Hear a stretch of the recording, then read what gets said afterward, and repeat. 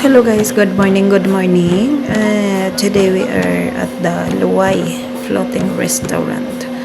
So, andito tayo sa Luwai guys with our guest, with GM Travel and Tour guest. And then, manood muna tayo dito ng isang Korean na sumasayaw ng tinikling.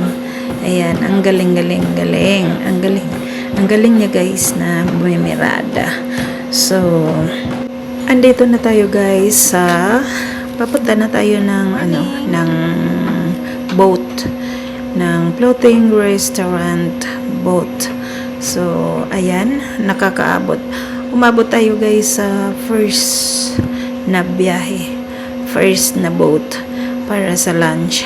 So maganda ito kasi wala pang gaanong tao at mauuna ka talaga. So halika na kayo guys. So what are you waiting for? Set your booking now and experience this floating restaurant here at Luwai. Magkano nga ba ang magagastos mo dito guys pag ikaw ay magpunta dito sa Luwai? Ito ay halagang lang guys, halagang 850 each. Ayan na yung mga sumasakay dito guys. Ayan, mag-video muna tayo while nag-cross sa river. So ang ganda dito guys, napakaganda, sulit ang 850 mo. Ang floating restaurant guys is package na yan, bilong yan sa, kasama na yan sa land tour, sa countryside tour. So ayan, ang ganda ng view. Habang kumakain ka ng tanghalian is matatanaw mo yung view. Aandar yan guys. Ang daming nagtatanong na guest na nag-i-inquire ng booking kung aandar ba daw itong boat habang kumakain. Yes, umaandar po. Umaandar yan siya. And then ang lalim niyan river na yan. Then ang ganda ng view, talagang ma-experience mo, nakakaaliw, nakakatanggal ng stress.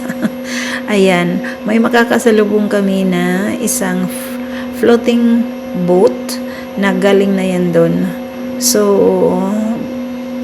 baka hindi kami ang first trip, baka pangalawa na guys, no? Pangalawa na yata ito no, ayan yung first trip.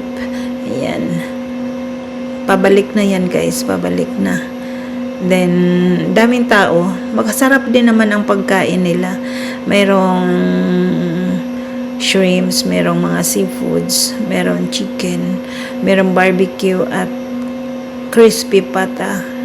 Kaya lang yung crispy pata nila is naka-hiwa-hiwa na. Then meron ding iba pa, dami naman sulit din. Kaya lang pag once na pumasok ka dito guys is i-avail mo talagang kumain.